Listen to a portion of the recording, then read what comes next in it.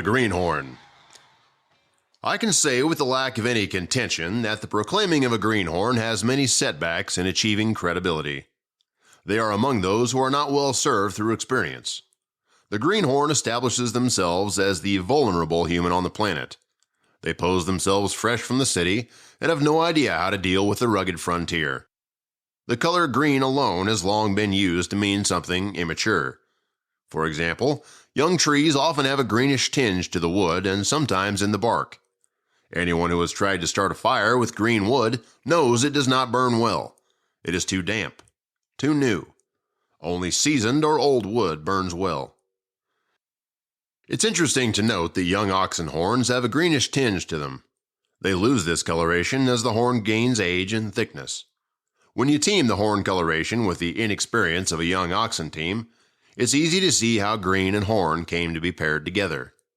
Whatever the reason, a greenhorn is firmly embedded in the language of the frontier.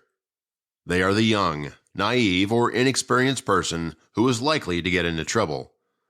That is, until the person gets a little seasoning.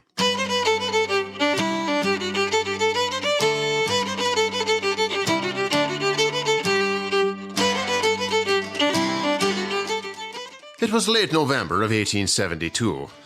I was bored as a blind guy watching a rooster and a chicken copulating in the barnyard.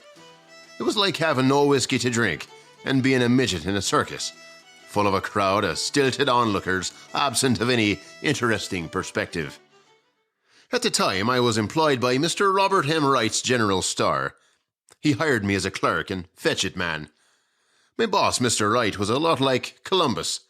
He left not knowing where he was going, got there not knowing where he was, and left not knowing where he'd been, and did it all on borrowed money. Mr. Wright of Blandenburg, Prince George County in Maryland, had this notion to come out west when he was 16.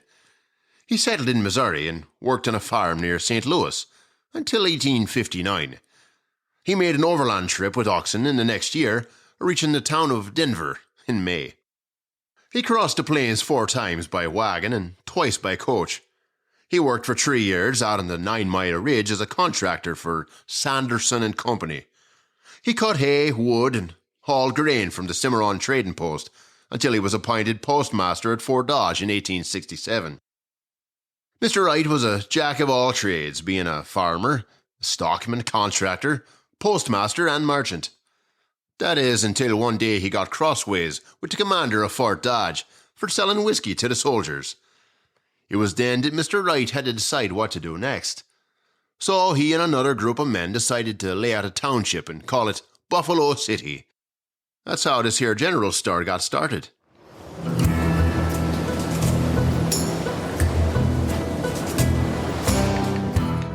The afternoon air was warm. The wind roared, kicking up dirt swirling in the streets, as if it were some wild, dark cavern, deep in a forgotten land. Front Street clamoured with audibles of wagons loaded with hides and meat, long trail outfits with supplies, railroad gangs, desperados, vigilantes, soldiers, all a moving show of a newly developed outpost on the Kansas plains. Front Street, located north of the railroad tracks, included Colonel Isaac Young's harness shop, a Herman J. Fringer's drugstore, Roth and Wright's general merchandising, the Dodge House, and Tom Sherman's dance hall. Even though stores and saloons were open 24 hours a day, and those who tended them worked 12-hour shifts, the sport of Dodge in the dull season had plenty of leisure. To do them justice, early members of the Dodge City Gang tried hard to fill the makeshift town with gaiety.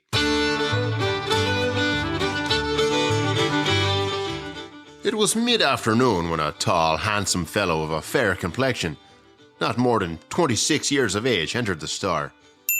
His violet blue eyes pierced through the afternoon sun. His hair beneath a stiff derby hat, being brown and almost black, gave off the impression he was some kind of businessman with a flair for delicate clothes. He walked over to the sales counter where I was stacking canned peaches on the shelves behind the counter. I looked over the counter and noticed the man was wholly unarmed. "What can I do for you?" I asked. "Well, sir," he replied, "my name is John Wesley Moore, and I'm looking for my brother, Josiah. My brother Josiah told me he would be about town, and I should come here to this place to find him. I could tell from the looks of this man that he was a greenhorn, which brought all kinds of Machiavellian thoughts running through me head. "Have you been in town long?" I asked. "I arrived a week ago," replied John. "I spent some very uncomfortable nights at the Dodge house. They did not give me enough bedding to keep me warm. Plus, I ran into a few rough fellas who played a trick on a man who fancied himself a lady killer." "Well," I replied, "we have lots of those bachelor types around this place, especially at Tom Sherman's dance hall. All of them are heavy into the idea of looking for some female companionship. There's less women in this town than men, you know." I was interested in John's story, especially when it came to local pranks played on a greenhorn. So I stopped shelving the canned goods and leaned to the sales counter to give John my full attention. "So what happened to this here man who fancied himself a lady killer?" I asked. "Some of the boys who boarded at the Dodge house were struck by the antics of the young fella," said John. "The man, the so-called lady killer, as he called himself, began telling stories of his easy ways with the ladies. To hear him tell it, he simply infatuated maidens and matrons old and young. His fellow boarders were at first astonished at his brags, then amused, and finally everyone was tired of him." "Well, all I can say that must have got the boys going," I said with a chuckle under my breath. "Now, nobody could annoy the men of Dodge with such impunity. I can say with any doubt that the boys began to think about social discipline. They must have needed to apply some type of test to the lady killer's claim." "Yes, you're right," proclaimed John. "The master's tall tales of deep fleeting with an accumulation of the affection of the heart became speculation among the fellow boarders. The boarders concluded to check the lady killer's mad career. They conspired to open up a correspondence with him under various fictitious names of imaginary females of unstable character. Each morning they would meet in the lobby of the hotel over breakfast. They conspired to write letters to the lady killer." John continued, "Day by day his mail grew more substantial, and within a week he was kept busy answering not less than 40 letters, which he put on exhibit at the hotel." John reached inside his coat pocket and pulled out a conglomerate of folded paper. He sorted through the papers and placed them on the counter in front of me. "Here are 2 of the letters I pulled from the hotel bulletin board," said John. "You can read them if you like."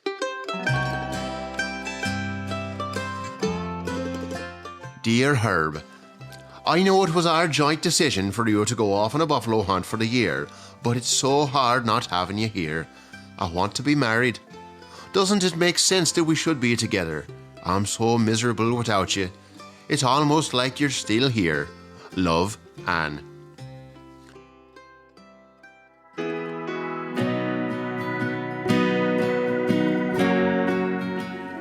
"Dear Herb, you're like me asthma. You take my breath away. Like dandruff, I can't get you off my head. Like my horse and buggy, you drive me crazy. Like false teeth, I can't smile without you. Love, Matilda." After reading the letters, I had to respond, giving me thoughts at the plot, and exposed the proclaimed lady killer and his claim to be man about town. "Well, you can't blame the lady killer," I said. "Why not?" John asked. "I can only say that progress is made by lazy men looking for an easier way to do things," I replied. "Well," John replied, "I can say that Herb was not lazy, for he received several photographs of supposedly enamoured girls and was easily persuaded that he ought to buy an album to hold them, which cost him $2. "It sounds as if the Herb lady killer swallowed the prankster's deception hook, line, and sinker," I said. "Yes," John responded. "The tormentors concocted a letter full of tender words suggesting a meeting with one of the imaginary female correspondents. They all wished to be in on the joke. Therefore, the place they suggested for the rendezvous was the lumberyard east of the depot, at 10 o'clock at night. Here's the letter." John unravelled the 3rd letter and placed it on the counter in front of me. The letter read,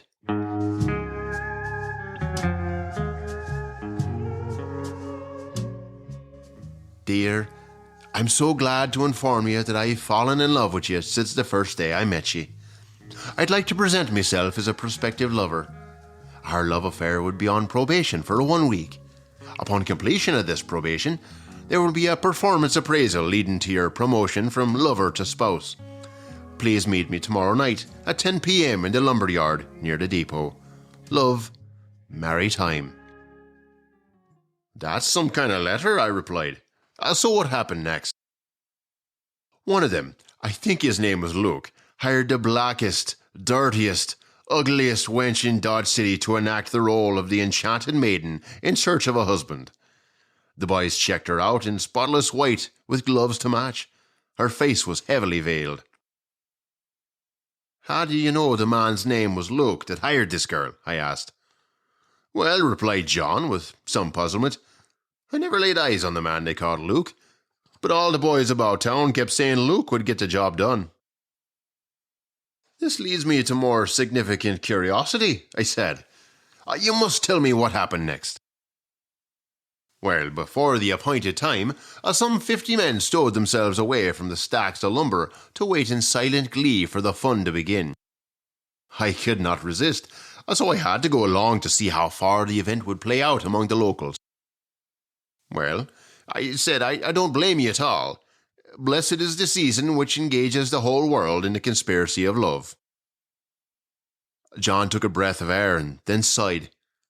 The lady killer arrived early, taking a cigar from his pocket, and lit it. He sat down on a railroad tie to meditate his approaching bliss. Just then, she turned the corner and hurried to his embrace. Herb arose, bowed politely, smiled, and gave her good evening.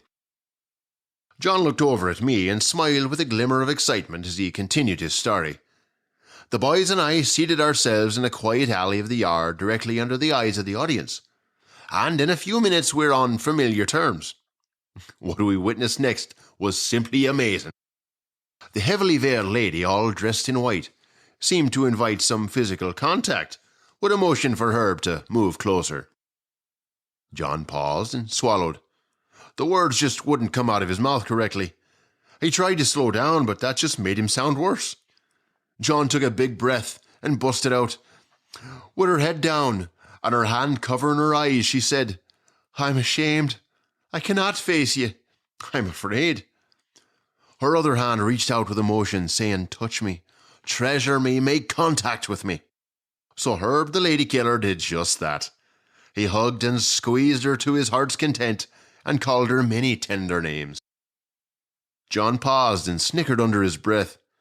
I knew this must have been Herb's first encounter with love, said John. Why do you think that? I asked. Because, John replied, Herb the lady killer said to this fine lady in question these words, I'm strong. I can stand alone and take care of everything I need to, so all I need from you, my fine lady, is a sense of mutual love and nurture. I want someone with me when the sun gives way to the stars and when it returns to reignite the colours of the daytime. All I want is your kisses, your hugs, and that smile I will see in your eyes. John tried to conceal his laughter as he continued to express his humour with this event. This put a severe strain upon the self-control of all of us delighted spectators, continued John. We could hardly master the spasms of laughter that convulsed within us. Fortunately, we did not have to hold the laughter long, for when Herb eagerly tore away the veil from her face to kiss her, we all let go, and the air was rent with the loud shouts and peals of mirth. I don't know why I found myself laughing so hard, but all of a sudden I couldn't stop. My breath came in quick gasps between my unstoppable giggles. Tears gathered in the corners of my eyes, threatening to spill over. I could barely hold back my laughter. I could see John himself too excited to continue, so I gave him time to recover his words. What happened next? I asked, as I felt my laughter seeping up within me. When Herb discovered his mistake and realized how he'd been taken in, he tore off down the railroad track, replied John. Herb ran like a speckled frog with a striped snake after him, his coat-tail rolling in the billowy undulations behind him. His legs slapped together like the loose end of a lightning rod against the gable end of a barn. Did Herb, the lady killer, ever show himself again at the Dodge house? I asked. I've not seen him. Nor even the ghost of him has appeared before me, replied John. All I can say is it sounds as if the boy's lesson to the lady killer was a great success, I said. After all, you know the saying, who has lived well, laughed often, and loved much.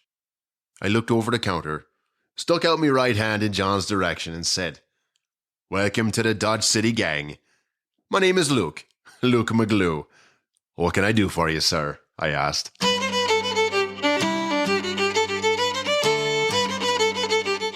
We would like to thank all you folks for joining us in our stories and adventures here at Wild West Podcast. Join us in our next podcast for a little more background information on some of the characters that you have heard and read about, not only in the podcast itself, but in our 2 books that have been published now. The first being A Man in a Black Derby Hat, and our newest release, Tales of the Frontier, Return of the Great Hunters. Many of the folks and gentlemen, ladies, characters of various ilk that we have talked about in these stories, you get some of the information, but we'd like to give you a little bit more, go a little bit deeper in some of these folks to give you a greater understanding of who they were and really how very similar these folks were to us. Like we always say here, people haven't changed, times haven't changed. There's just more of us now, and information travels a little faster. That's all. But these were great people with interesting lives, motivations, great characters, and we'd like to share a little bit more in depth about them with you. Coming up next, we're going to drink a little whiskey and have a good time. So join us back for another Whiskey and Westerns coming up soon.